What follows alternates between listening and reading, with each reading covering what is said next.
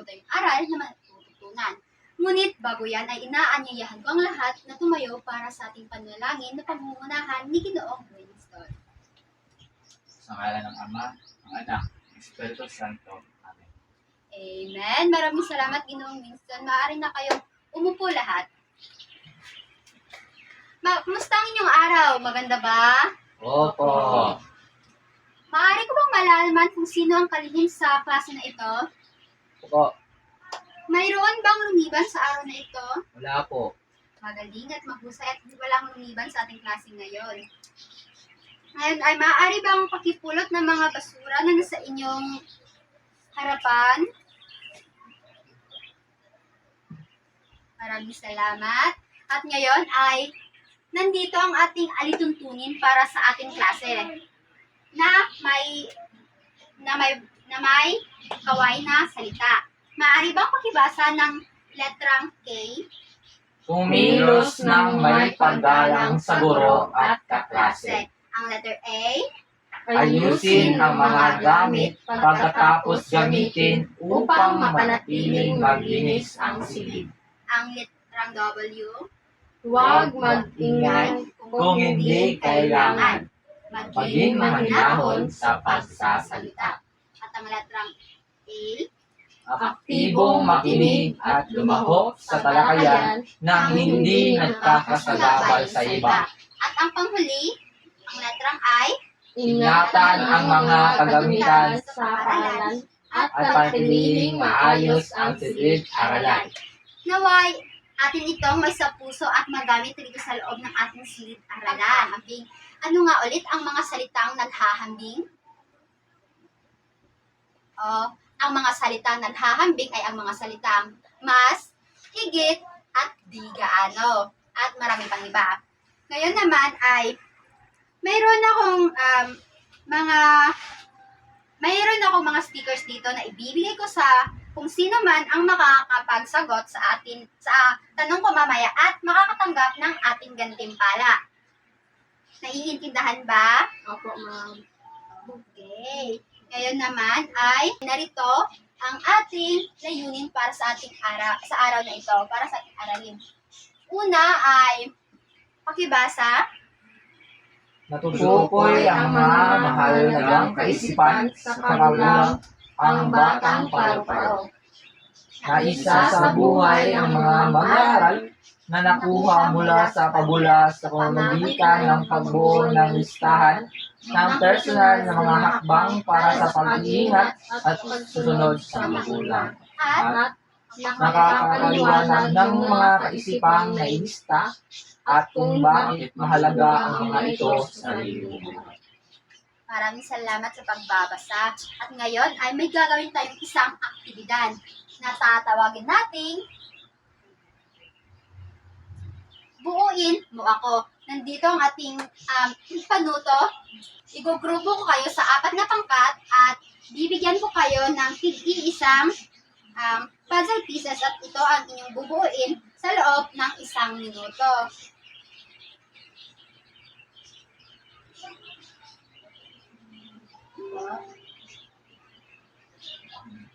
Okay. Bibigyan ko lamang kayo ng 1 minuto upang masagot ang puzzle piece na iyan. At kung sino man ang mauuna ay bibigyan ko ng gantimpala. Miss Jean, tapos ka na po? Yes po, ma'am. Yes. Teka lang. Hindi pa tapos ang iba. Tapos na ba ang lahat? Opo. Sino nga ulit yung nauna?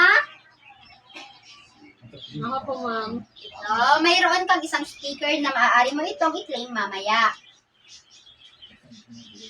Ngayon naman ay maaari bang magpresenta ang bawat isa?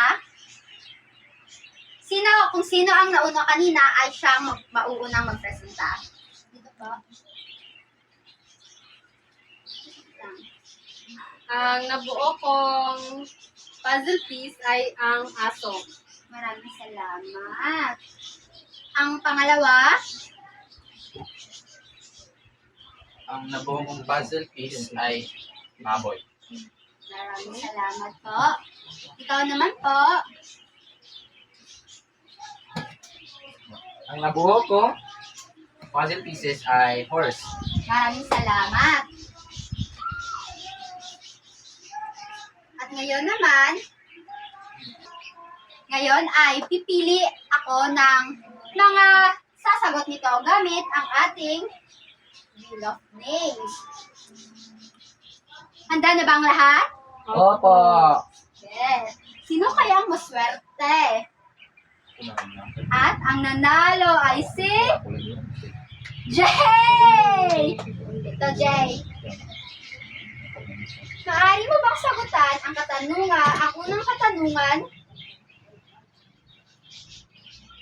Kung ang aso ay tumatahol ng aw-aw, ano naman ang tunog ng ginagawa ng kabayo? Maraming salamat.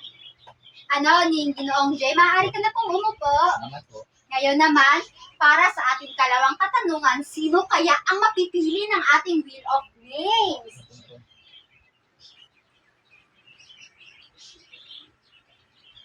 At ang napili ay si Winston. Stay ako. Ito ba ang iyong katanungan? Sino sa mga hayop sa puzzle piece ang tinawag nating best friend ng tao? At bakit kaya ito tinawag sa kanya? Aso dahil tinuturingan natin itong man's best friend.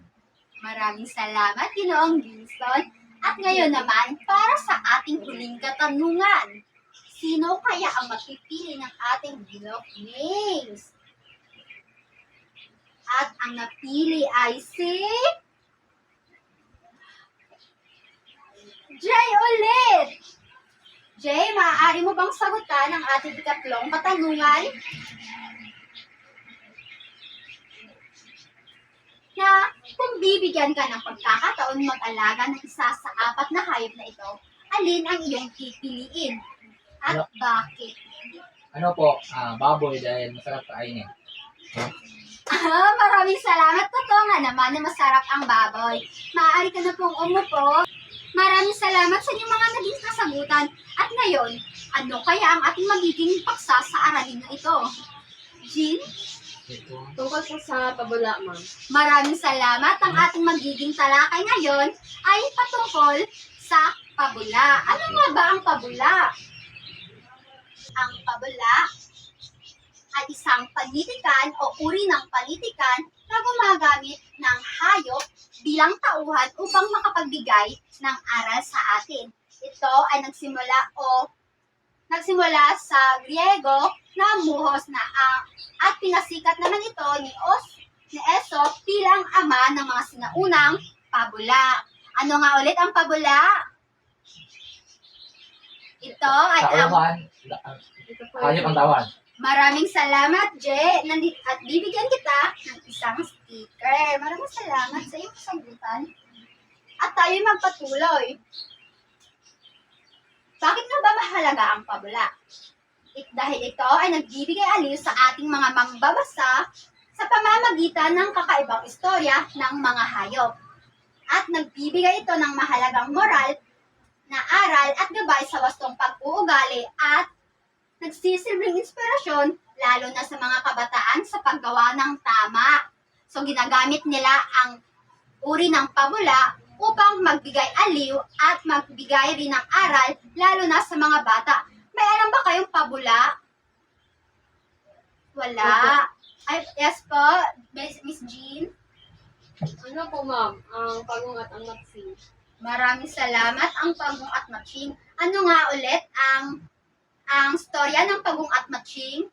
Di ba sila, ano nga ang aral nito? Di ba ang aral nito ay wag maging sakim. At nandito ang isa sa halimbawa, ang batang paro-paro. Narinig niyo na ba ang pabulang ito? Hindi pa po. Ito, ang batang paro-paro ay isang tanyag na kwento na madalas ikwento ng ama ni Dr. Jose Rizal sa kanya nung siya ay bata pa lamang. At ito ay naglalaman ng malalim na babala at aral tungkol sa panganib ng hindi pagsunod. Bakit nga ba? Ating iyang malalaman. Dahil ang kapahamakan ng batang paro-paro, Siya ay naakit kasi sa liwanag ng lampara. Kaya't sa kabila ng babala ng kanyang ina na huwag lumapit sa ilaw ng lampara, ay lumapit siya hanggang sa masunog ang kanyang pakpak na naging sanhi ng kanyang kapahamakan. Kaya, yan ang ganitong uri ng aral ang nais ipabatid or nais ipabatid ng pabula para sa mga mambabasa. Sunod, ang mga elemento ng kwento. Una ay ang tauhan. Ang tauhan, ang inang paro-paro, at ang batang paro-paro. Ang tagpuan nito ay ang gabi, malapit sa isang maliwanag na lampara, at ang tunggalian naman ay ang pagnanais ng batang paro-paro laban sa babala ng panganib. Ano nga ulit ang aral ng batang paro-paro? May nais bang sumagot para sa sticker? Huwag maging matigas ang ulo. Maaari ka bang tumayo po? Huwag matigas ang ulo. Maraming salamat. At ito ang iyong sticker.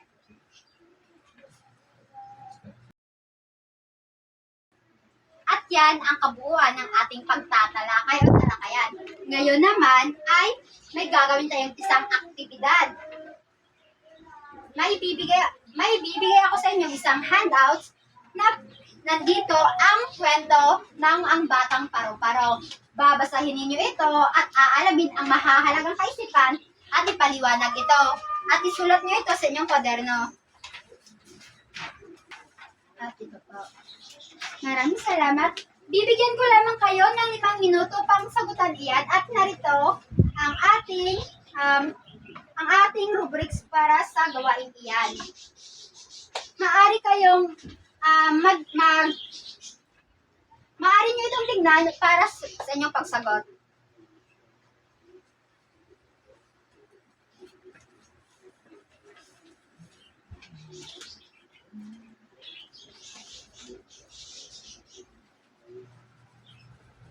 Tapos na ba ang lahat? Opo.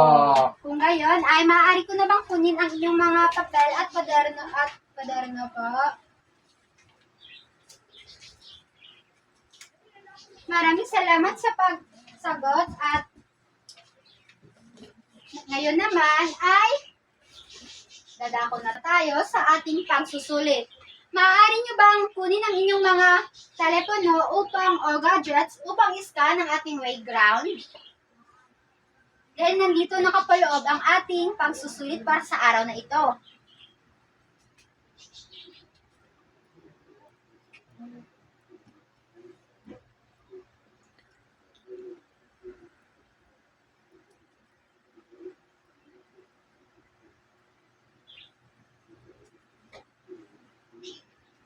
Nakapasok na ba ang lahat? Tama po. Opo, ma'am. Nakapasok na ba lahat? Hindi pa po, ma'am.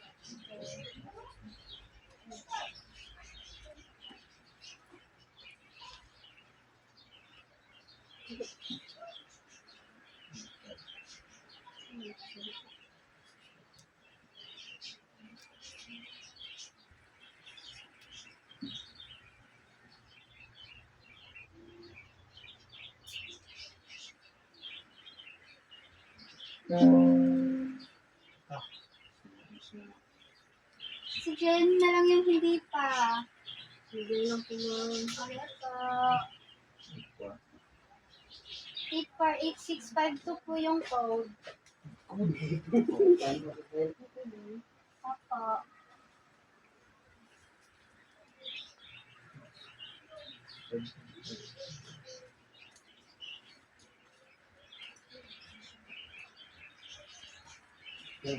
At ngayon, nakapasok na kayong lahat, ay magsisimula na tayo sa ating pagsusulit.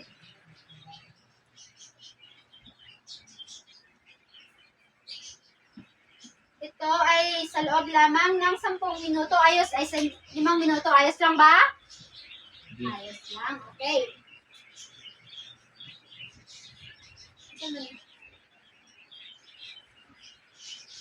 Maaari na kayong magsimula.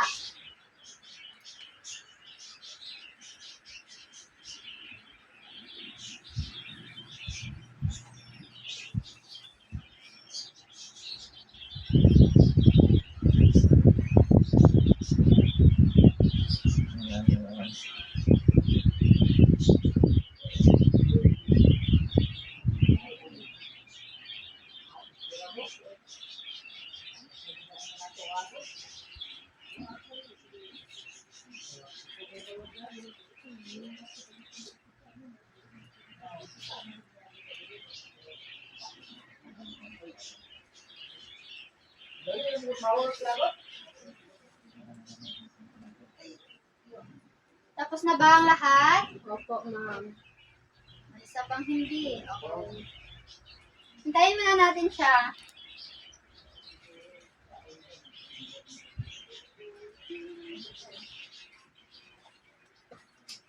Ano nga ulit ang ating naging talakayan ngayon? Tungkol po Sa sa pabula pabula. po. Sa pabula. Madali. At yun na doon nagtatapos ang ating pagsusulit ngayon naman para sa ating kasunduan o takdang aralin ay nandito ang panuto. Ang bawat pangkat, yung naging pangkat nyo kanina, ay gagawa ng isang maikling pabula na kapupulatan ng aral ng mga manunood. Nandito ang inyong mga pagpipilian kung anong uri ng pabula ang inyong gagawin. Maaaring kayo ay gagawa ng isang video clip o maaari rin isang live roleplay o comic strip.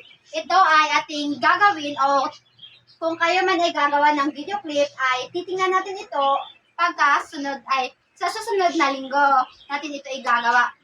Ipapakita sa buong klase. Ayos ba yon? Opo. At nandito ang ating rubrics or pamantayan sa paggawa. Maaari niyong picturean upang mayroon kayong gabay sa inyong paggawa mamaya. Tapos na ba? Tapos na ba? Opo. Opo, ma'am. At dahil tapos na tayo, doon lamang po nagtatapos ang ating ang ating aralin ngayong araw at maraming salamat. Maaari bang tumayo ang lahat para sa ating panalangin na pangungunahan ni Miss Jean? In the name of Father, the Son, and the Spirit. Amen. Amen. Maraming salamat. Goodbye, class. Goodbye and thank you. Ma'am. Teacher me. Maraming salamat. At sino nga ulit yung mga may sticker at bibigyan natin ng gantimpala? Dito po kayo.